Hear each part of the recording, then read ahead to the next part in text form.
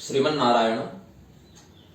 कल एक वीडियो उपलब्ध कराया गया था महाविष्णु शब्द पर, जो श्री रामभद्राचार्य जी और श्री राज नारायणाचार्य जी के मध्य संवाद जो अयोध्या जी में हुआ, परोक्ष संवाद ही था, लेकिन अपने अपने वक्तव्य में दोनों ने एक एक बात कही थी। उसी पर हमने एक वीडियो बनाया था। वीडियो तो शाम को अपलोड हुआ और रात भर में बवंडर भी हो गया। प्रातः काल हम सुबह उठे तो 5 बजे संदेश देखे कि मेरे पिताजी का भी संदेश आया हुआ है, मेरे प्रभारियों का भी संदेश आया हुआ है, कुछ मित्रगणों का, गुरुजनों का भी संदेश आया हुआ है कि YouTube से वह वीडियो अविलंब हटा दिया जाए।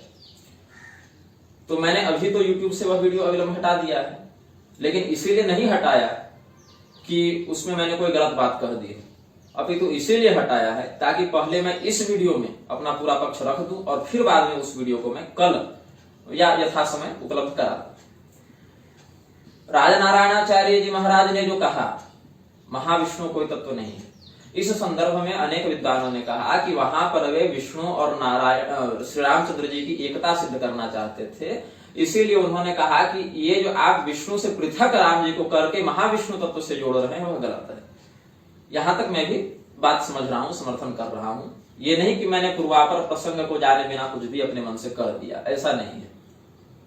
दूसरी बात यह समझनी चाहिए कि रामभद्राचार्य जी ने तो स्पष्टतया भगवान श्री रामचंद्र जी को विष्णु से भी बड़ा बताते हुए महाविष्णु परक उनका संयोजन किया है, और राजनारायणाचार्य जी महाराज ने भगवान विष्णु और श्री रामचंद्र जी के मध्य ऐक्य का प्रतिपादन करने के लिए महाविष्णु का निषेध किया कि ऐसी बात नहीं है। यद्यपि हमने अपने वीडियो में जो कहा, आप पूरे वीडियो को ध्यान से सुने, हमने अपने वीडियो में कहीं भी श्री राजनारायणाचार्य जी के विरुद्ध कोई अपशब्द नहीं बोला है। क्या हमने कोई अपशब्द बोला? क्या हमने यह कहा कि वो विद्वान नहीं है? क्या हमने यह कहा कि वो शास्त्र विरुद्ध वक्तव्य दे रहे हैं? क्या हमने उनका उपहास किया? क्या कटाक्ष किया? ऐसा कुछ भी हमने नहीं किया है। हमने बस यह कहा कि आपकी सभी बातें शास्त्रोचित हैं और प्रशंसनीय हैं और हम समर्थन भी करते हैं। यह अच्छी बात है कि अब सभा के मध्य भी इस प्रकार से प्रत्यक्ष संवाद हो रहे हैं, सिद्धांत पर लोग मुखर होकर बात कर रहे हैं, यह हमने कहा। किंतु एक उक्ति महाविष्णु कोई तत्व नहीं है, यह मुझे चुभ गई, यह मैंने स्पष्ट किया वहां पर। और उस एक उक्ति में जो महाविष्णु शब्द है उसका शास्त्रीय प्रमाण हमने उपलब्ध किया, जहां तक हमारी दृष्टि उसमें जा पाई। अब लोग मुझे समझा रहे हैं कि क्या राजनारायणाचार्य विद्वान नहीं है, क्या वे प्रमाण नहीं दे सकते, आप ही सब पढ़ के बैठे हैं। तो ऐसा मेरा भाव कभी नहीं रहा।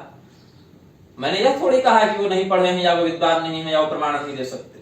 यहाँ बात इसकी थोड़ी है कि कौन कब कितना प्रमाण दे सकता है, इस पर तो कोई विवाद है ही नहीं। दूसरी बात यह है, उन्होंने जो कहा काली, दुर्गा, भैरव इत्यादि नामों का स्पष्ट उच्चारण करते हुए जो उन्होंने तुलनात्मक करके राम नाम को श्रेष्ठ बताया, यह घोर आपत्तिजनक है।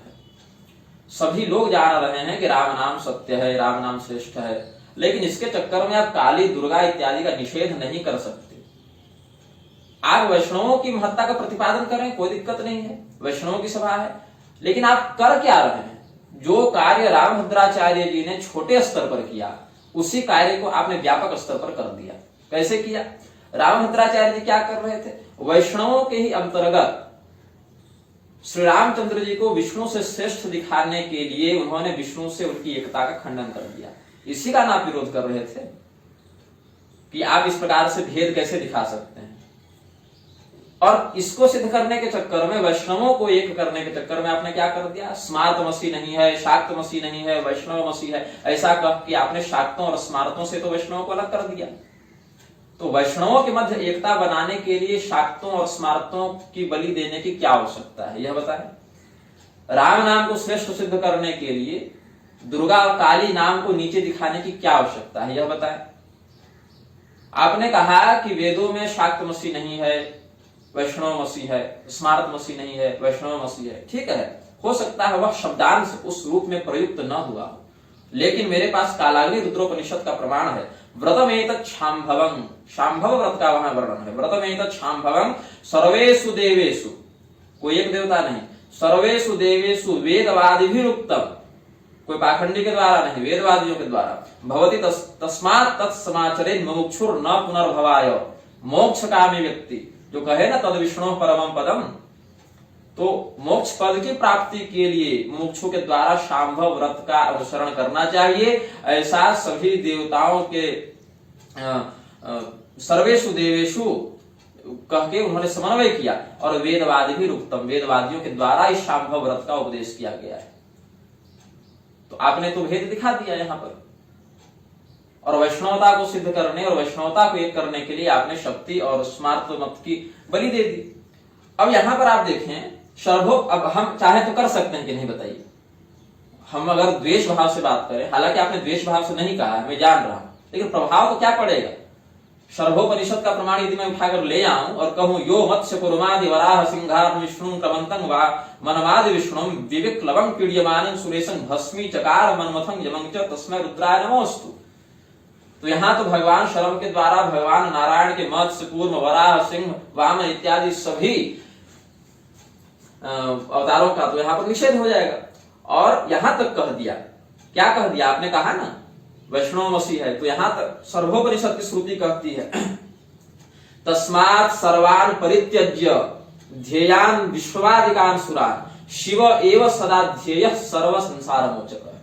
क्या कह दिया, सबों को छोड़कर, विष्णु आदि सभी देवताओं को छोड़कर केवल भगवान शिव का ध्यान करे, क्योंकि वही संपूर्ण संसार को मुक्त करने वाले हैं। तो कल को यदि कोई शैव उठकर इस उक्ति के आधार पर कह दे कि शैव ही सर्वश्रेष्ठ है, वैष्णव नहीं को मत गिनो, विष्णु का ध्यान मत करो, और श्रुति का ही प्रमाण दे दे, तो आप उसका विरोध करेंगे कि नहीं करेंगे, यह बताइए। करेंगे ना? तब आप क्या करेंगे, तब आप सर्वोपनिषद की ही उक्ति का प्रमाण देंगे। परात् परतरं ब्रह्म परात् यत् परात् परतो हरिः परात् परतरो हीशस् तस्मात् तुल्योधिको नहीं।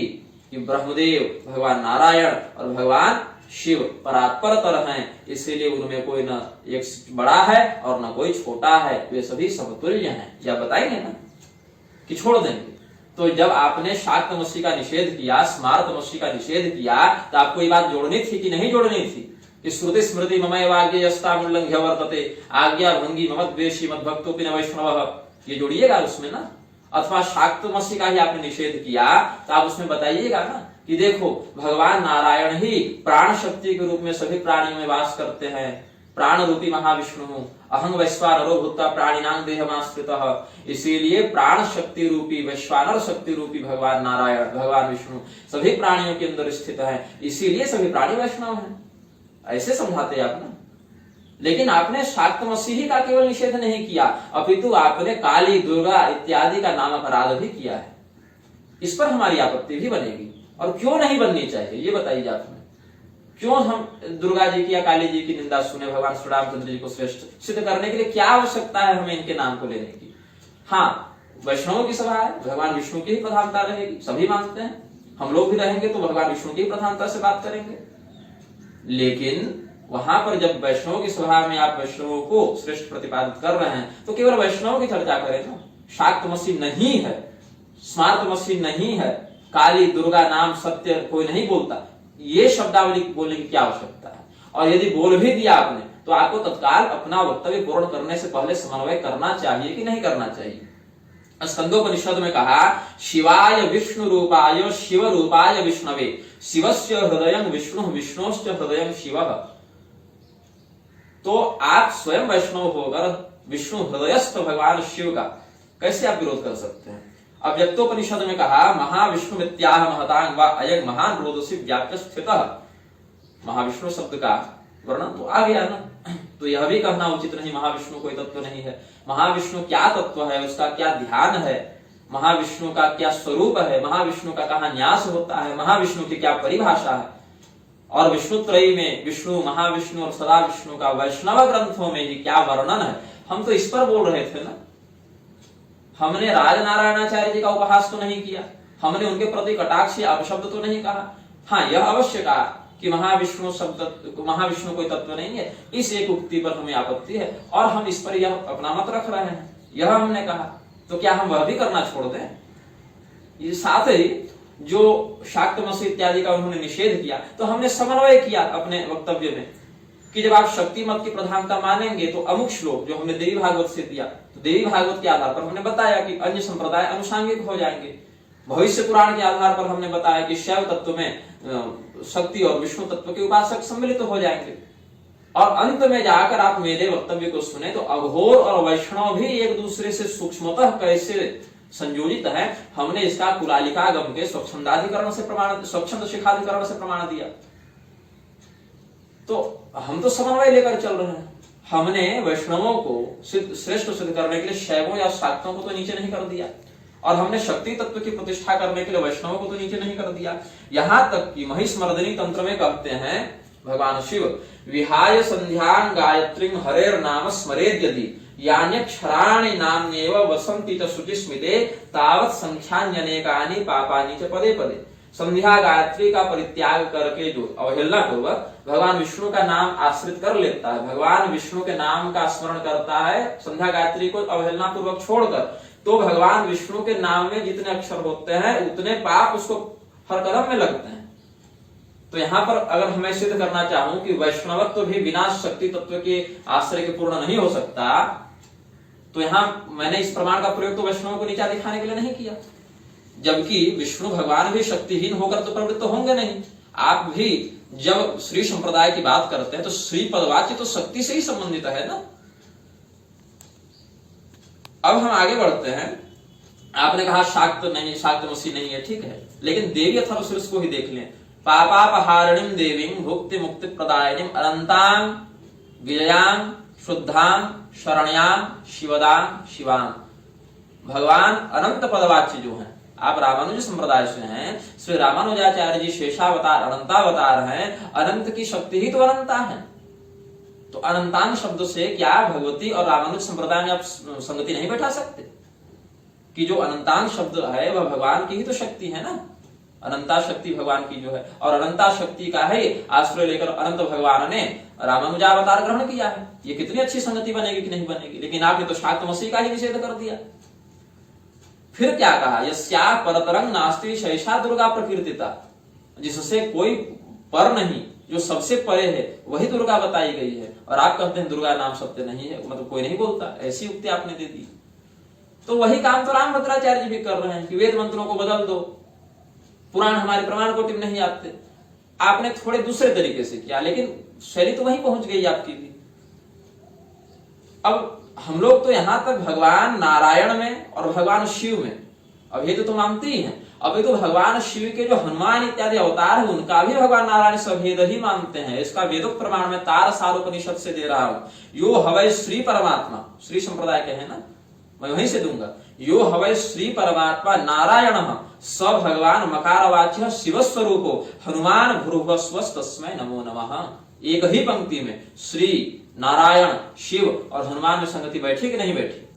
तो क्या हमारा कथन संप्रदाय द्रोह हो जाएगा? नहीं होगा। अब पंचब्रह्मोपनिषद में देखें तो भगवान शिव को तो विष्णु और ब्रह्मा का भी जनक बताया गया। तो भगवान शिव को ब्रह्मा और विष्णु का जनक जब वेदों ने बताया, तो हम इसके लिए शैव मत को सिद्ध करने के लिए वैष्णव मत की हानि तो नहीं कर सकते ना। कहने को तो प्रमाण दे ही सकते हैं। अवस्था तृतीयातीतं तुरीयं ब्रह्म संगीतम ब्रह्म विष्णुआदिभिः सेव्यं सर्वेषां जनकं परम पुंडरीकं तु तन्मध्ये आकाशे दहरोस्थित, और दहराधिकरण का ब्रह्म सूत्र दे ही सकते हैं यहाँ। स शिव सच्चिदानंद सोनवेष्टव्यो मुमुक्षुभिः। प्राणाग्निहोत्रोपनिषद में भी क्या कहा, यदन्नमग्निर्बहुधा विराद्धि रुद्रैः प्रजग्धं यदि वा पिशाचैः सर्वं तदीशानु अभयं कृणोतु शिवमीशानाय स्वाहा। तो शैव मत, शाक्त मत, स्मार्त मत इत्यादि आप ऐसे ही क्यों नहीं कह देते सीधे सीधे? जब आप कह रहे हैं कि शाक्त मसीह स्मार्त मसीह नहीं है, वैष्णव मसीह है वेदों में केवल, तो इससे क्या सिद्ध हुआ कि शाक्त और स्मार्त तो वेद विरुद्ध हो गए फिर, क्योंकि वेद तो उनका समर्थन करते नहीं। वेद तो वैष्णव मसीह का समर्थन करते हैं ना वेद भगवान, शाक्त मसीह का तो समर्थन करते नहीं। आपने ही कह दिया शाक्त मसीह नहीं है, वैष्णव मसीह है, तो इसका अर्थ है कि शाक्त तो वेद विरुद्ध हो गए। तो थोड़ा सा आप अनुग्रह और कर देते कि इतना ही कह देते कि केवल वैष्णव ही वेद सम्मत होने से हिंदू हैं, शाक्त और स्मार्त को हम हिंदू ही नहीं मानते, और अधिक एकता आपकी प्रतिपादित हो जाती। क्या हो रहा था?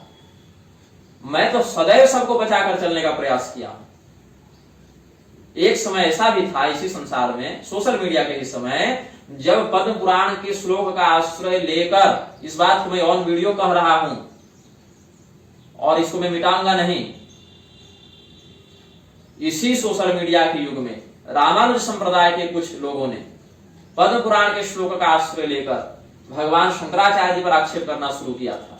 और उस समय जब पूरी पीठ से संपर्क किया गया तो लोगों ने मुझे बताया कि पूरी पीठ से यह बयान आया संभवतः कि यह श्लोक प्रक्षिप्त है। तब मैंने एक लेख लिखा था भगवान रामानुजाचार्य जी और शंकराचार्य जी के मध्य समन्वय स्थापित करते हुए, और फिर शंकराचार्य जी के समर्थकों ने रामानुजाचार्य जी को गाली देना प्रारंभ किया था। तब मैंने जो लेख लिखा था वो मेरी पुस्तक अमृत वचन में भी संभवतः प्रकाशित हुआ है, आप वहां प्राप्त कर सकते हैं। बिना पद्म पुराण के श्लोक को प्रक्षिप्त घोषित किए हमने उसके सदर्थ का प्रकाशन किया और भगवान श्री शंकराचार्य जी और भगवान श्री रामानुजाचार्य जी के सिद्धांत के मध्य समन्वय स्थापित किया। फिर क्या हुआ, कुछ स्मारकों ने जब लिंगायत संप्रदाय को ही असनातनी बताना प्रारंभ किया, वीर शैवों को जब हिंदू ही नहीं घोषित करने लगे लोग, और लिंगायतों ने भी राजनीतिक स्वार्थ के कारण स्वयं को हिंदू से अलग धर्म देने की मांग करने लगी, अलग पहचान देने की मांग करने लगी, तो शैवागमों का आश्रय लेकर लिंगायतों को हिंदू सिद्ध किसने किया था? हमने ही किया था। और उसका भी लेख उपलब्ध है सबों के समक्ष, वो मैं चोरी छिपी बात नहीं कर रहा। तो सदैव हमने सबों के मध्य समन्वय स्थापित करने का ही प्रयास किया है। वैष्णव और वैष्णव के मध्य, राम और विष्णु के मध्य, रामानंद संप्रदाय और रामानुज संप्रदाय के मध्य एकता स्थापित करने के लिए क्या आवश्यकता है यह कहने की कि काली नहीं, दुर्गा नहीं, शाक्तमसी नहीं, स्मार्तमसी नहीं? क्यों मुझे इस बात पर आपत्ति नहीं होनी चाहिए? हाँ, मैं बदनाम इसीलिए हो जाता हूं क्योंकि मैं सामने आकर बोल देता हूं। रामभद्राचार्य जी के विरोध में कितने लोग बोल रहे हैं? सब लोग वीडियो बनाकर सामने तो आ नहीं रहे, आ केवल हम रहे हैं। लेकिन इसका अर्थ ये नहीं कि बाकी लोग उनका विरोध नहीं कर रहे। उसी प्रकार से मैं सामने आकर वीडियो बनाकर बोल दिया, इसका अर्थ ये नहीं कि केवल मैं निजी छिद्रान्वेषण कर रहा हूं। नहीं, समाज में बात चल रही है, शैव और शाक्तों में भी बात चल रही है। और मेरे पास संदेश आए हैं कि उन्होंने शैवों, शाक्तों का, स्मार्तों का कैसे ऐसा निषेध कर दिया। अब आगे देखिए आप, मैं आपको बहृजोपनिषद से प्रमाण देता हूं। क्या कहते हैं? देवी हेकाग्र एवासी, सबसे पहले केवल देवी ही थी। आप श्रीमद् भागवत में देखें, अहमेवा समेवाग्रे, भगवान क्या कहते हैं? मैं ही केवल सबसे पहले था। आप रामानुज संप्रदाय में श्रीमद् भागवत को देख लें या रामानंद संप्रदाय में आनंद रामायण को देख लें, अहमेवा समेवाग्रे दोनों जगह है। चतुश्लोकी भागवत आनंद रामायण में भी है और श्रीमद् भागवत में भी है। तो अहमेवा समेवाग्रे जब भगवान ने कहा, और देवी ही एकाग्र एवासी, तो जब वेद ने कहा कि देवी ही सबसे पहले थी, तो क्या सिद्ध होता है कि नारायण और देवी में भेद नहीं है। तो जहां पर वैष्णवमसी शब्द आया वहां शाक्तमसी भी लक्षित हो गया। यह समझ आएंगे आप ना कि शाक्तमसी नहीं है, वैष्णवमसी केवल है, ऐसा कर देंगे। यह तो नहीं है।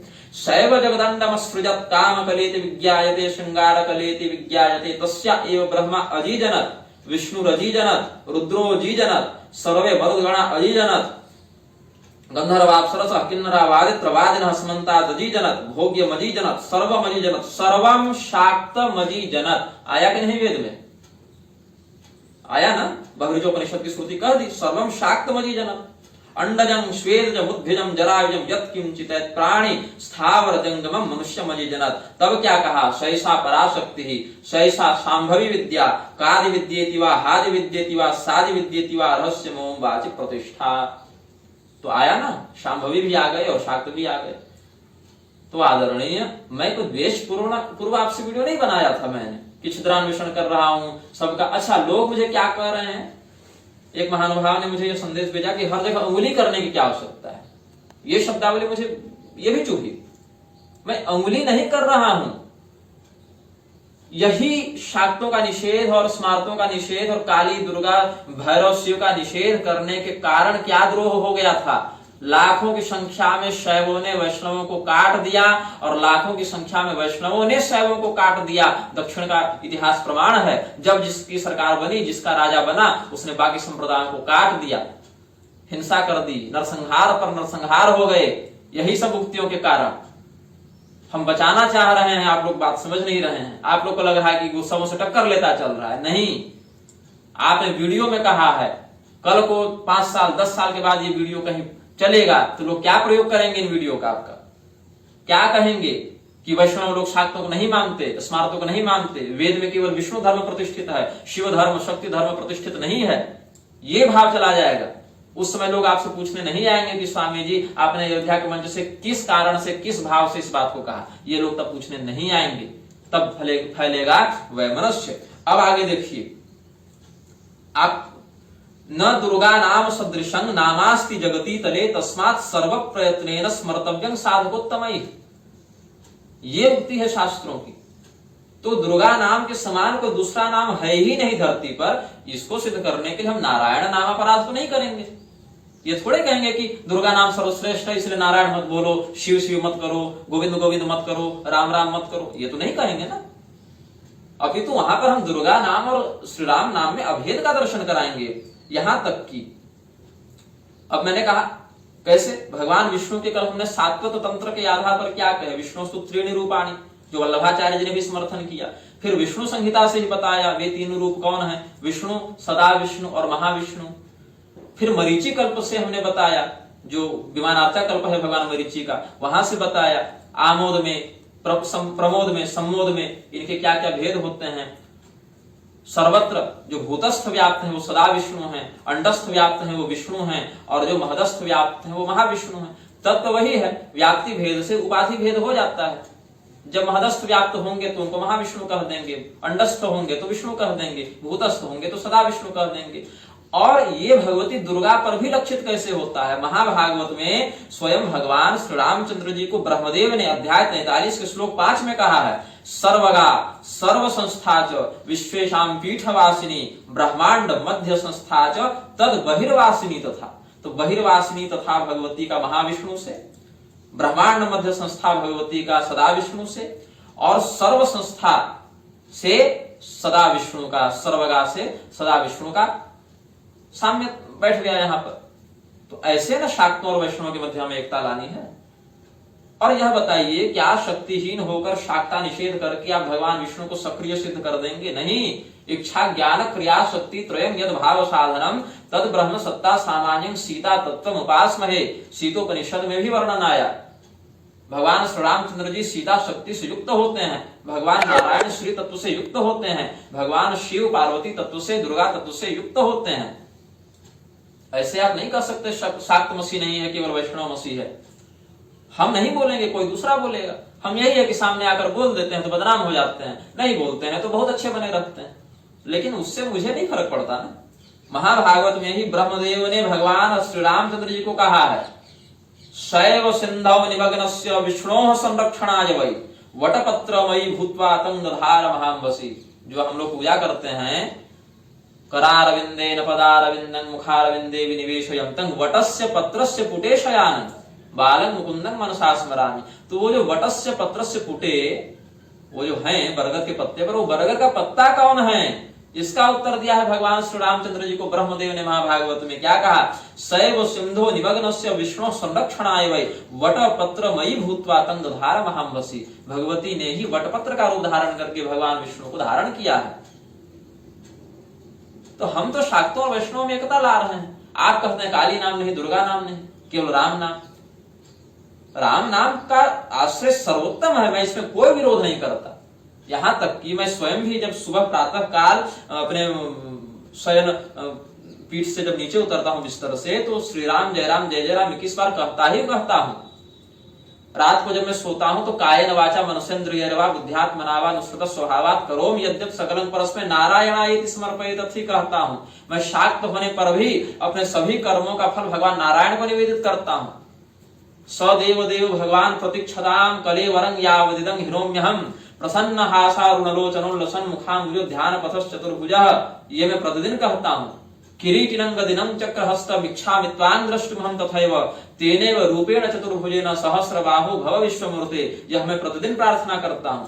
कार्पण्य दोषोपहत स्वभाव पृच्छामि त्वां धर्म सम्मूढ़चेता यच्छ्रेयस्यान् निश्चितं गृहीतन में शिष्यस्तेहं साधिमां तां प्रपन्नम। इस प्रकार से भगवान नारायण के प्रति अपनी प्रपन्नता का प्रतिदिन निवेदन करता हूं। तब भी लोग मुझे वैष्णव द्रोही घोषित किए जा रहे हैं। मैं आपको बता दूं कि एक बार एक शाक्त साधक ने मुझे शक्ति का मंत्र प्रदान करने का एक प्रस्ताव दिया था, और उन्होंने कहा था कि आप इस मंत्र का पुरस्चरण जब तक करेंगे आप भगवान नारायण का चरणोदक ग्रहण नहीं कर सकते। स्वयं शक्ति उपासक होकर भी मैंने भगवान नारायण के चरणोदक का परित्याग नहीं किया, अपितु शक्ति के मंत्र को ही मैंने प्रणाम किया कि मुझे ऐसा मंत्र नहीं चाहिए जो भगवान नारायण के चरणोदक को लेने से रोक दे। तब भी वैष्णवगण मेरे प्रति द्रोह रखते हैं। तो क्यों रखते हैं? क्या आवश्यकता है यह बोलने की कि शाक्तमसी वेदों में नहीं है, काली नहीं, दुर्गा नहीं, ये नाम कोई नहीं बोलता, सत्य है सो।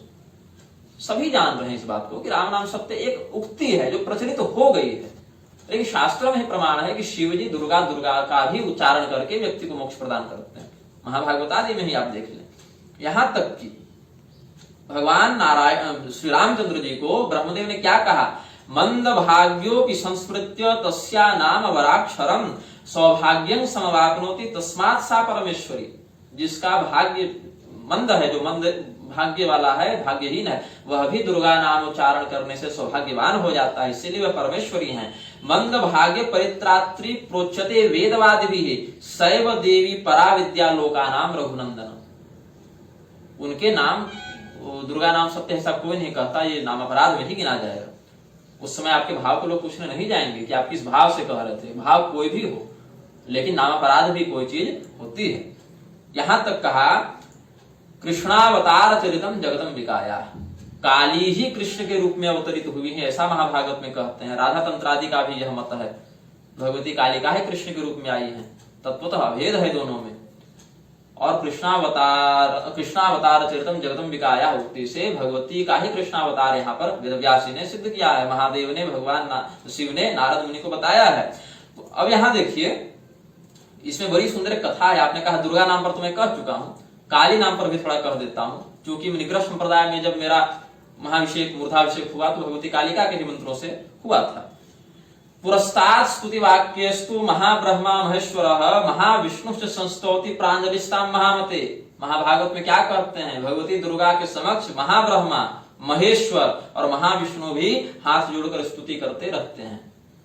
तो इस श्लोक के आधार पर, इस उक्ति के आधार पर क्या मैं वैष्णवों और शैवों का निषेध करते हुए शक्ति मत को प्रतिष्ठित करूंगा? नहीं करूंगा। क्यों करूंगा? मैं तो यह कहूंगा ना कि नृसिंह रूपेण उग्रेण हंतुम दैत्यानुतुद्यमे त्रैलोक्य त्राण सहिते नारायणी नमोस्तुते। यह भी तो कर सकते हैं कि भगवती नारायणी ही सर्वत्र विद्यमान है, चाहे नृसिंह रूप में देखें, वराह रूप में देखें, कुर्म रूप में देखें। मैं तो यह कहूंगा, जब इंद्रदेव को ब्रह्महत्या लगी थी विश्वरूप को मारने की, तो क्या उन्होंने किया था? आप लोग तो ज्यादा पढ़े हैं। उन्होंने 4 भागों में अपनी ब्रह्महत्या का विभाजन कर दिया, स्त्रियों को दे दिया, जल को दे दिया, वृक्षों को दे दिया, पृथ्वी को दे दिया। और जब राजा नहुस का प्रकरण आप देखें, उस समय जब वृत्रासुर को मारने के कारण ब्रह्महत्या लगी थी, तो क्या किया था उन्होंने? यज्ञ आदि के माध्यम से शुद्ध किया अपने आप को। लेकिन इसमें मैं बता दूं, एक गुप्त कथा है जो महाभागवत में वर्णित है। दधीची जी की जब ब्रह्महत्या लगी, हालांकि दधीची जी ने स्वेच्छा से ही शरीर का उत्सर्ग किया था, लेकिन वहां भी ब्रह्महत्या लग गई। और वो ब्रह्महत्या चूंकि ब्रह्मनिष्ठ की ब्रह्महत्या थी, इसीलिए वह छूट ही नहीं रही थी। तब बृहस्पति जी ने कहा कि भाई मेरी बुद्धि में तो कोई उपाय नहीं है, गौतम जी से पूछो। गौतम जी ने कहा कि भगवती कालिका का दर्शन करने से तुम्हारा यह दोष चला जाएगा। कालिका जी ही ब्रह्महत्या को मिटा सकती हैं, क्योंकि ब्रह्म स्वरूपिणी वही हैं। लेकिन मैं नहीं जानता कि उनका दर्शन कैसे होगा। तब इंद्रदेव जाते हैं ब्रह्मा जी के पास। ब्रह्मा जी कहते हैं मुझे भी नहीं पता कि वो कैसे मिलेंगी, चलो विष्णु भगवान के पास। तब विष्णु भगवान के पास जाते हैं ब्रह्मदेव और देवराज इंद्र। विष्णु भगवान भी कहते हैं कि मुझे ये तो नहीं पता भगवती कहाँ मिलेंगी कालिका, लेकिन महादेव को पता होगा, क्योंकि वो एक बार मिल चुके हैं। तो भगवान महादेव के पास ये सब जाते हैं। तो महादेव ने कहा कि मुझे पता है वह स्थान कहाँ है, मैं पहुंचा सकता हूँ, लेकिन दर्शन देना या न देना तो भगवती की कृपा पर है। तब ये सब क्या करते हैं, विमान पर आरूढ़ होकर भगवती महाकाली के लोक में जाते हैं। पथे ब्रजम तो गगने सुरोत्तमा ऊचुः समागम्य परस्परं मुने परात् परा शैव महामहेश्वरी श्री कालिकाया नहीं विद्यते परा। कालिका ही परात् परा ब्रह्म स्वरूपिणी महेश्वरी है, उनसे बड़ा कोई नहीं। ये किसने कहा? हमने तो नहीं कहा, ब्रह्मा विष्णु महेश आदि त्रिदेवों ने कहा। और वहां जाने के बाद भी बहुकालं समायाता द्रष्टुम काली महेश्वर अद्यापि दृष्टा नो देवी महाकाली महेश्वरी। वहां पहुंचने के बाद भी उन्हें भगवती दिखी नहीं। तब इन्होंने विचार किया कि हम लोग बहुत काल से यहाँ प्रतीक्षारत हैं, भगवती दिखती नहीं है। तब भगवती की गणों ने कहा, योगिनियों ने कहा कि चलो हम लोग तुमको दरवाजे तक ले जाते हैं। तब दरवाजे पर गए तो देखे भगवान गणपति वहां द्वारपाल हैं। तब गणपति भगवान ने जाकर कालिका से निवेदन किया मां से कि ब्रह्मा विष्णु और महेश आए हैं दर्शन करने के लिए। तब भगवती ने कहा कौन वाले ब्रह्मांड के आए हैं? ब्रह्मांड तो बहुत हैं, तो कौन से ब्रह्मांड के आए हैं जरा ये बता दें। तब फिर इनको अंदर घुसने दिया जाता है, लेकिन इंद्र को नहीं घुसने दिया जाता है। तब भी बहुत इन्होंने त्रिदेवों ने बहुत स्तुति की है। तब वहां पर इंद्र को घुसने दिया गया। क्या कहा ब्रह्मा ने कि मेरे अंदर जो सृजन शक्ति है वह कालिका भगवती की दी हुई है। भगवान नारायण ने भी यही कहा, भगवान महादेव ने भी यही कहा, सृष्टि स्थिति संहार कर्त्री भगवती कालिका का उन्होंने संस्तवन किया है। क्या कहते हैं, ततो ब्रह्मा च विष्णुश्च दिव्या दर्शन कातरौ कृतांजलि पुटौ कालिं भक्त्या तुष्टुवतुर मुने। क्या कहते हैं, नमामि त्वा विश्वकर्त्रीं परेशिं नित्या माद्यां सत्य विज्ञान रूपां वाचातीतां निर्गुणां चाति सूक्ष्मां ज्ञानातीतां शुद्ध विज्ञान गम्यां पूर्णां शुद्धां विश्वरूपां स्वरूपां देवीं वन्द्यां विश्ववन्द्यामपि त्वां सर्वां तस्थामुत्तम स्थान संस्था मीडे कालिं विश्व संपालयित्रीं मायातीतां मायिनीं वापि मायां भीमां श्यामां भीमनेत्रां सुरेशिं विद्यां सिद्धां सर्वभूताश्रयस्था मीडे कालिं विश्व संहार कर्त्रीं। तो आदरणीय, हमने कभी भी संप्रदाय द्रोह नहीं किया है। मैं तो वह व्यक्ति हूं, भगवान रामानंदाचार्य जी के ग्रंथों से प्रमाण देने के बाद भी रामानंदियों से गाली सुनाऊं, और वैष्णवागमों से पांचरात्र आदि से प्रमाण देने के बाद भी रामानुजियों की गाली सुनाऊं। तो अभी एक व्यक्ति ने मुझे कहा कि आपके ग्रंथों में गुरुजन सम्मति देने वाले हैं, आप इस प्रकार से उंगली मत कीजिए। ये तो उंगली नहीं कर रहे हैं हम, आप यहाँ पर अच्छा इतना कुछ आपने विरोध में कह ही दिया था रामभद्राचार्य जी के, और उचित भी कहा था, ये तो मैंने पिछले वक्तव्य में भी कहा है। लेकिन अंत में क्या किया आपने, जगत गुरु रामभद्राचार्य जी की जय हो, उनका जय घोष भी करवा दिया। तो पुराणों को प्रमाण न मानने वाले, वेद मंत्रों को बदलने की बात करने वाले व्यक्ति की भी आपने जय घोष क्यों करवाई, ताकि वहां पर सांप्रदायिक विरोध न हो जाए। इतनी आप बारीकी से सूक्ष्मता की बात समझ रहे हैं कि चलो हमने एक बार जय बुलवा दी तो कहीं सारी बात साम्यता में आ गई, तो विरोध नहीं होगा मेरा। लेकिन वहां पर आपने उनकी जय बुलवा दी, काली और दुर्गा की भी बुलवा सकते थे, लेकिन कैसे? वैष्णव की सभा में काली जी की जय और दुर्गा जी की जय हो जाएगी तो फिर वैष्णवता खंडित हो जाएगी ना भाई। तो वेद का, पुराण का मंच से खंडन करने वाले व्यक्ति की जय तो वैष्णव की सभा में हो सकती है आदरणीय, लेकिन वैष्णव को अपने आप को बड़ा सिद्ध करने के लिए शाक्त मसीह का निषेध करना पड़ रहा है, स्मार्त मसीह का निषेध करना पड़ रहा है, और काली और दुर्गा के नाम के ऊपर तुलनात्मक आक्षेप करते हुए राम नाम को श्रेष्ठ सिद्ध करना पड़ रहा है। ये तो वैष्णव की स्थिति हो गई। रामभद्राचार्य जी की जय बुलवाने के लिए आप विवश हो गए, चाहे मर्यादावश चाहे संकोचवश, लेकिन काली और दुर्गा की आप जय अगर अंत में बुलवा देते तो सारी बात फिर सामने आ जाती। यह भी तो कह सकते थे कि सभी प्राणियों के अंदर विश्वान रूप से, प्राण रूप से भगवान नारायण प्रतिष्ठित है, इसीलिए सभी वैष्णव हैं। पुरुषु देह संज्ञकेषु सेते इति पुरुषः क्षरश्चाक्षरश्च, और उसमें फिर तयो उत्तम इति पुरुषोत्तम भी कह देते आप कि पुरुष संज्ञक देह में वास करने वाला पुरुष है, उसमें क्षर अक्षर पुरुष के मध्य जो पुरुषोत्तम है वह नारायण है, और नारायण सभी पुरुष संज्ञक देह में पुरुष रूप से वास करते हैं, इसीलिए सभी वैष्णव हैं। यह भी तो आप कह सकते थे ना, लेकिन नहीं, आपने ऐसा नहीं कहा। आपने कहा शाक्त मसीह नहीं, वैष्णव मसीह है, इसीलिए सभी वैष्णव हैं। आपने कारण दूसरा बताया। तो इस प्रकार वायु परक, अग्नि परक, इंद्र परक, शिव परक जितने श्रुतियों में उपलब्ध हैं, ये सब तो फिर वायु परक, इंद्र परक अपने अपने संप्रदाय को लेकर भाग जाएंगे। तो वैष्णवों के मध्य एकता उत्पन्न करने के लिए, राम और विष्णु के मध्य एकता को प्रतिपादित करने के चक्कर में आपने क्या कर दिया, रामभद्राचार्य जी जो गलती कर रहे थे उससे भी बड़ी गलती को चाहे जानबूझकर चाहे अनजाने में ही आपने कर तो दिया। यहां तक कि देखिए, मैं आपको बताऊं, मैं स्वरूप से भले वैष्णव लगता नहीं हूं, लेकिन मैं भगवती का उपासक होकर भी सदैव मंगलाचरण में नारायण शब्द का ही प्रयोग करता हूं। अपने ग्रंथों में हमने भगवान नारायण की जितनी प्रशंसा और स्तुति की उतनी भगवती की भी संभवतः नहीं की होगी। और भगवती की उपासना करने वाला व्यक्ति भी महाविद्योपासक होकर भी वैष्णव हो सकता है, इसका भी मैं शास्त्र प्रमाण उपलब्ध कर ही देता हूं आपके समक्ष। भागवत उपपुराण के अध्याय 8 में कहते हैं, श्लोक संख्या 81-82 को देखें। भगवती की यह स्वयं उक्ति है, विविच्य चानयो रैक्यम मतिमान धर्ममाचरेत्। इन सबों के मध्य एकता को समझते हुए जो व्यक्ति है, मतिमान व्यक्ति है, वह धर्म का आचरण करे। कदाचिदपि मोहेन भेदयेन न विचक्षणः। इनमें भेद जो है सो मोह बुद्धि से भी न करे।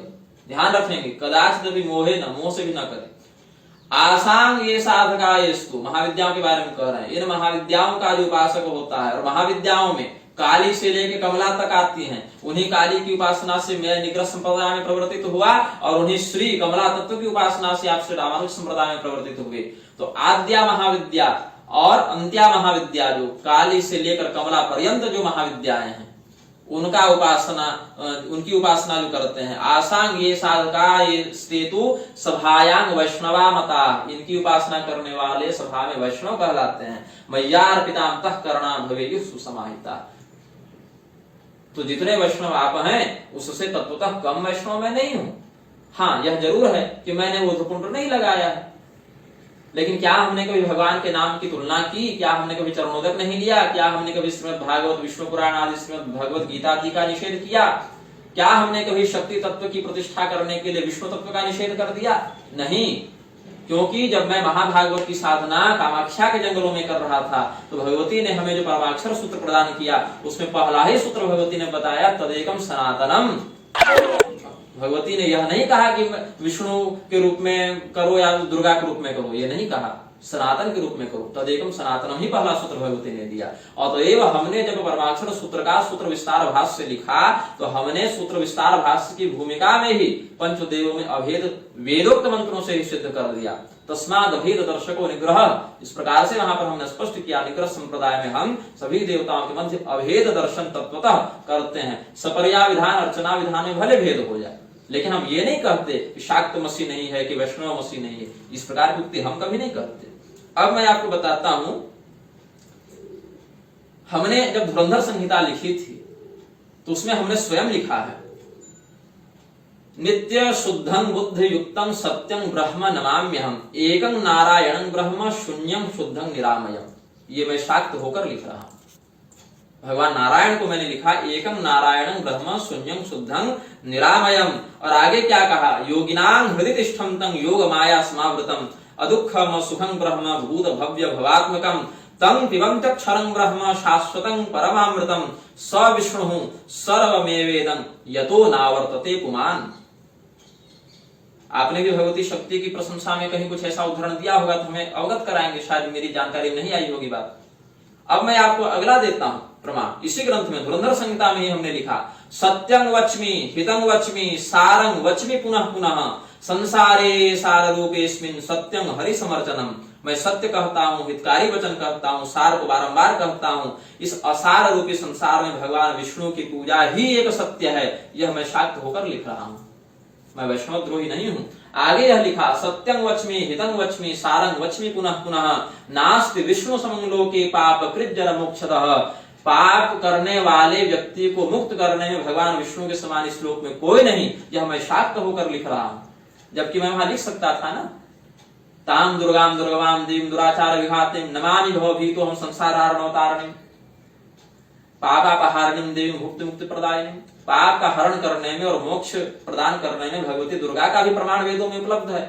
लेकिन हमने यहाँ भगवान नारायण का ही नाम लिया क्योंकि मुझे कोई दिक्कत नहीं कि मैं दुर्गा पदवाच्य से ब्रह्म को लक्षित कर रहा हूँ या विष्णु पदवाच्य से ब्रह्म को लक्षित कर रहा हूँ। आगे हमने क्या लिखा सत्यं वच्मि हितं वच्मि सारं वच्मि पुनः पुनः गणेश सूर्य कौमार रूपेषु रमते हरिः। भगवान नारायण ही गणेश स्कंद सूर्य इत्यादि के रूप में रमण करते हैं। और कैसे करते हैं इसको कहा वीर्यं गुहो गणेशोधीश चक्षुषी भगवान रवि ही। यह भी कहा हरि श्रद्धावदान तुष्य न धनैर न च बांधवे। फिर हमने क्या कहा यथा हस्ति पदे सर्वं पदमात्रं प्रलीयते तथा चराचरं विश्वं विष्णावेव प्रलीयते। जैसे हाथी के पद के नीचे सभी पद चिन्ह आ जाते हैं वैसे भगवान विष्णु के ही अंतर्गत सभी लोग प्रतिष्ठित हो जाते हैं। मानुष्यं दुर्लभं प्राप्य यो हरिं नार्चयेत् सकृत् मूर्खः कोऽस्ति परस्तस्मात् जड़ बुद्धि रचेतनः। जो व्यक्ति दुर्लभ मनुष्य जन्म को प्राप्त करके भगवान विष्णु की पूजा नहीं करता उससे अधिक मूर्ख कौन होगा। दुर्लभं प्राप्य मानुष्यं नार्चयन्ति च ये हरिं तेषां अतीव मूर्खाणां विवेकः कुत्र तिष्ठति। अहो मौर्ख्यम अहो मौर्ख्यम अहो मौर्ख्यम दुरात्मनां हृदये संस्तं विष्णु न जानन्त्यः बान्धवा। यह कितनी बड़ी मूर्खता है कि लोग अपने हृदयस्थ विष्णु तत्व को नहीं जानते। यह कितनी विचित्रता है कि भगवान का नाम हरि नाम संसार में उपलब्ध है फिर भी लोग उसका आश्रय नहीं लेते और उनका पुनर्जन्म हो जाता है। अहो चित्रम अहो चित्रम अहो चित्रम इदं महत् हरि नाम निस्थिते लोके संसारः परिवर्तते। फिर हमने क्या कहा अहो धैर्य महो धैर्य महो धैर्य महो नृणाम स्थिते विष्णु जगन्नाथे न भजन्ति मदुद्धता। यहां तक हमने कहा भक्तिर्दृढ़ा भवेद् यस्य देव देवे जनार्दने श्रेयांसि तस्य सिद्ध्यन्ति भक्ति मंतोधिकास्ततः रिपवस्तंग न हिंसन्ति न बाधन्ते ग्रहाश्च तं राक्षसाश्च न चेक्षन्ते नरं विष्णुपरायणं सत्यं सत्यं पुनः सत्यम् उद्धृत्य भुजमुच्यते तत्त्वं गुरु समं नास्ति न देवः केशवात् परः। फिर कहा सत्यं सत्यं पुनः सत्यम् उद्धृत्य भुजमुच्यते दंभाचारं परित्यज्य वासुदेवं समर्चयेत् तन्मनः संयुतो विष्णु या सा वाणी यत्परायणा ते श्रोत्रे तत्कथासार पूरिते लोकवंदिते। तो हमने तो भगवान नारायण के प्रति सदैव भक्ति और अनन्यता का ही प्रदर्शन किया है, इसके लिए हमने कभी अन्य संप्रदायों का निषेध नहीं किया है। अब लोग मुझे कह रहे हैं कि गुरुजन सम्मति नहीं देंगे, तो मैं गुरुजनों से निवेदन करूंगा यदि आप सम्मति इस शर्त पर देना चाहते हैं कि मुझे काली की, दुर्गा की, शाक्तों की, स्मारकों की, शैवों की निंदा सुननी पड़ेगी इस सम्मति के कारण, तो ये तो संभव नहीं है। आप मुझ पर अनुग्रह करें कि सम्मति प्रदान नहीं करें, क्योंकि मैं सम्मति के चक्कर में धर्मशास्त्र की बलि नहीं दे सकता। आप मेरे पास अनुग्रह इसीलिए करते हैं मेरे ऊपर क्योंकि आपने मेरे अंदर शास्त्र प्रतिष्ठा देखी, व्यक्ति प्रतिष्ठा नहीं देखी। मैं एक बात बताऊं, मैं जब 5-6 वर्ष का था तब मैं अपने पिताजी के साथ कहीं प्रवचन सुनने के लिए गया हुआ था। वहां पर कोई अच्छे वैष्णव संत विद्यमान, उस समय उन्होंने अपने प्रवचन में कहा, मुझे उनका नाम भी स्मरण आ नहीं रहा है, बहुत छोटा था मैं, पिताजी से पूछूंगा तो नाम स्मरण आ जाएगा। उन्होंने कहा कि त्रिपुंड लगाने वाले लोग नास्तिक होते हैं और ऊर्ध्वपुंड लगाने वाले लोग आस्तिक होते हैं, क्योंकि हम लोग ऊपर लगाते हैं इसलिए कहते हैं ब्रह्म है, और जो त्रिपुंड लगाते हैं वो कहते हैं ब्रह्म नहीं है। इसका क्या प्रभाव पड़ेगा समाज पर, जबकि त्रिपुंड और ऊर्ध्वपुंड दोनों ही श्रुति सम्मत हैं, दोनों का विधान शास्त्रोक्त है और सद्धर्मनिष्ठ जनों के द्वारा आचरित है। मैं अपनी ही बात आपको बताता हूं। 2020 की बात है। सुग्रीव किलाधीश महाराज पूर्वाचार्य श्री पुरुषोत्तम आचार्य जी महाराज का वैकुंठोत्सव था। स्वामी श्री विश्वेश प्रपन्नाचार्य जी का तत्वावधान था। स्वामी श्री विद्याभास्कर जी महाराज की अध्यक्षता थी। स्वामी श्री रत्नेश प्रपन्नाचार्य जी का संचालन था और आचार्य ऋषि कुमार तिवारी जी का संयोजन था। मैं वहां पर गया था, मुझे निमंत्रण मिला तो मैं गया। और प्रथम दिन करीब 10 मिनट का मेरा व्याख्यान भी हुआ था। स्वामी विद्याभास्कर जी के व्याख्यान से ठीक पहले, स्वामी जी उस समय तक नहीं आए थे, ठीक पहले 10 मिनट का मेरा व्याख्यान भी हुआ था। और फिर कहा गया था कि कल आप अपना व्याख्यान तैयार रखें क्योंकि आपको मंच पर बोलना है। तो मैंने भी अपने विषय वस्तु रूपरेखा बनाकर रखी थी मन में, लेकिन क्या हुआ, मेरे मस्तिष्क में ऊर्ध्वपुंड नहीं था। फलतः मैं मंच पर चढ़ा तो अवश्य, किंतु इस्कॉन वाले तक को बोलने के लिए दिया गया, लेकिन मुझे बोलने के लिए दिया ही नहीं गया, जबकि मुझे कहा गया था कि आप बोलेंगे। तो चलिए ठीक है, उस पर भी मैं नहीं आता कि नहीं बोलने दिया गया, गुरुजन बोल ही रहे थे। ऐसे ऐसे व्यक्तियों ने वहां वक्तव्य दिया जो केवल राजनैतिक बात कर रहे थे, राजनैतिक चाटुकारिता कर रहे थे। इस्कॉन वाले तक ने वहां पर अपना वक्तव्य दे दिया, लेकिन मुझे कुछ बोलने के लिए दिया ही नहीं गया, जबकि पूर्व दिन के व्याख्यान से सभी लोग जानते थे कि मैं क्या बोल सकता हूं और कितना बोल सकता हूं। अस्तु, उसमें भी कोई बात नहीं, क्योंकि लोग अधिक थे तो हो सकता है नहीं बन पाई व्यवस्था। लेकिन जब मैं मंच से नीचे उतरा, जब कार्यक्रम पूर्ण हुआ, जब मैं मंच से नीचे उतरा, उस समय कुछ बड़े सुंदर वेशभूषा वाले, ऊर्ध्वपुंड, कंठी, दाढ़ी, जटा वाले कोई महात्मा गण थे कुछ लोग। उन्होंने मुझे बुलाया और 15-20 मिनट तक उन्होंने हमारे वेश का, हमारे ब्रह्मदंड का, हमारी आकृति का घोर उपहास किया। और फिर जब हमने उनको बताया कि इस शास्त्र की, इस परंपरा से यह विधान है, श्लोकबद्ध प्रमाण दिया, तब उन्होंने क्या कहा कि भंडारा में पेट पालने के लिए ये लोग पहुंच जाते हैं पाखंडी। 20 मिनट तक मैं वहां सुनता रहा, शास्त्र की निंदा, संप्रदाय की निंदा, और अंत में मुझे यही लगा कि वैष्णवों की सभा में इस प्रकार का भेदभाव कैसे हो सकता है। मैं नंगे पैर, मैंने भोजन नहीं किया, मेरे नेत्रों से जल की धारा बहने लगी, मैंने चप्पल भी नहीं पहना, मैं नंगे पैर अयोध्या जी से प्रस्थान कर गया और सीधे वृंदावन पहुंच गया। मैंने 2 दिन भोजन नहीं किया, जिसका दुष्परिणाम यह हुआ कि मेरी तबीयत इतनी खराब बिगड़ गई कि मैं 1 महीने तक बेड रेस्ट पर चला गया। ये सब जो नसें थी ना, वो इंजेक्शन से काली पड़ गई थी, इतना भयंकर मैं बीमार पड़ा। बाद में शाम को विद्याभास्कर स्वामी जी ने मुझे बुलाया, तो तिवारी जी ने मुझे फोन किया, आचार्य जी ने, कि आप कहाँ हैं, आपको हम लोग खोज रहे हैं। हम बोले कि मेरे साथ ऐसी घटना घटित हुई, अब तो हम वृंदावन के लिए चल पड़े। तब फिर बाद में वृंदावन में आकर आचार्य ऋषि कुमार तिवारी जी ने हमसे फिर मुलाकात की थी। तो मैंने, चलो ठीक है, मैं उस बात को भूल गया। और फिर मैं भगवान विष्णु के प्रति श्रद्धा रखता हूं, मैं पाखंडी नहीं हूं, इस बात को सिद्ध करने के लिए हमने श्री सूक्त, मैंने फिर पद्मिनी देवी की साधना आरंभ की। और पद्मिनी देवी की 12 दिनों तक आराधना करने के बाद मैंने उनके द्वारा प्राप्त नृसिंह वृत्ति के आधार पर और दिव्य वृत्ति के आधार पर श्री सूक्त का पंचवृत्त्यात्मक भाष्य लिखा, पुरुष सूक्त का भाष्य लिखा, वेद स्तुति और गोपिका गीत पर भी टीकाएं की। और उसके बाद हमने महावतार स्तुति के द्वारा भगवान विष्णु के सभी व्यूह, चतुर्व्यूह, अंतर्व्यूह और सभी अवतारों पर भी संस्तुति निवेदित की। लेकिन फिर भी हमें वैष्णवद्रोही कहा जाता है। तो मैंने सोचा कि चलो, अब मैं तो पहचानता नहीं था वे लोग कौन थे, किस मठ के थे, किस पीठ के थे, किस पद पर थे। लेकिन 20 मिनट तो उन्होंने अच्छा खासा उपहास कर दिया हमारा, जबकि मैं शास्त्र से प्रमाण दे ही रहा था उनको। लेकिन सुने तब तो, यहाँ तो भाव यह है कि शाक्त मसीह है ही नहीं, जो है सो वैष्णव मसीह, तो सुनेंगे कैसे। उसके बाद फिर चलो मैंने सोचा कि चलो व्यक्तिगत उनकी बात होगी, लेकिन आप माइक लेकर सभा में वीडियो रिकॉर्डिंग के साथ जब ये बात कहेंगे, मुख्य धारा के धर्माधिकारी, जगत गुरु पदस्थ धर्माधिकारी कहेंगे स्मार्त मसीह नहीं, शाक्त मसीह नहीं, काली नहीं, दुर्गा नहीं, तो बहुत चुभ जाता है, बहुत अंदर तक चुभ जाता है। और इस बात पर मैं समझौता नहीं कर सकता। भगवान रामानुजाचार्य जी के प्रति मेरी निष्ठा है, भगवान रामानंदाचार्य जी के प्रति मेरी निष्ठा है, तो मेरी निष्ठा शंकराचार्य जी के प्रति भी है, मेरी निष्ठा मध्वाचार्य जी के प्रति भी है। भगवान नारायण के प्रति मेरी निष्ठा है, तो भगवती दुर्गा के प्रति भी मेरी निष्ठा है।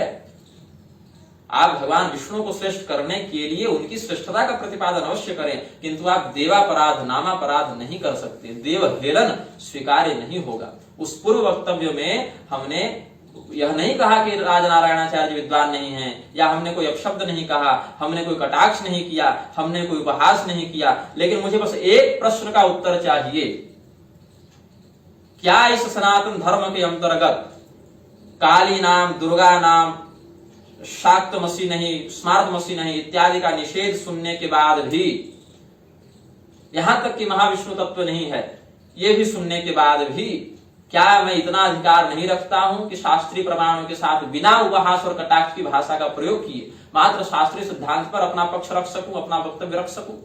इतना अधिकार भी नहीं है मुझे। और यदि किन्हीं को लगता है कि इतना अधिकार मुझे नहीं है, तो मुझे ऐसे व्यक्ति से कोई संबंध नहीं रखना है। 20 साल 30 साल के बाद आप भी मर जाएंगे, 20 साल 30 साल के बाद हम भी मर जाएंगे। न हम आपको लाठी मारने आ रहे हैं, न आप हमें लाठी मारने आ रहे हैं। लेकिन हमारा एक ही उद्देश्य है, सत संप्रदाय ऐक्य बने। एक संप्रदाय को श्रेष्ठ बताने के चक्कर में हम अन्य देवता या संप्रदाय या मंत्र या ग्रंथ का निषेध नहीं कर सकते हैं, यह हमारा मत है। इसके बाद भी यदि किसी गुरुजन को हमारे वक्तव्य से कोई कष्ट होता है, कोई बात होती है, तो हमें आप बताएं कि आपकी ये वाणी हमें अशास्त्रीय लगी या असभ्य लगी, ये बताएं आप हमें। लेकिन काली और दुर्गा का निषेध करने के बाद रामभद्राचार्य जैसे वेदक श्रुति पुराणादि द्रोही का इन्होंने जय घोष करवा दिया कि चलो विरोध का विरोध भी हमारा दर्ज हो गया और प्रशस्ति की प्रशस्ति भी दर्ज हो गई। बलि कौन पड़ गए? स्मार्त, शाक, काली, दुर्गा इत्यादि के उपासक। तो ये बात मुझसे सहन नहीं हो सकती है। गुरुजन चाहे हमें श्राप देकर भस्म कर दें, लेकिन पक्ष तो मेरा यही रहेगा। श्रीमन नारायण।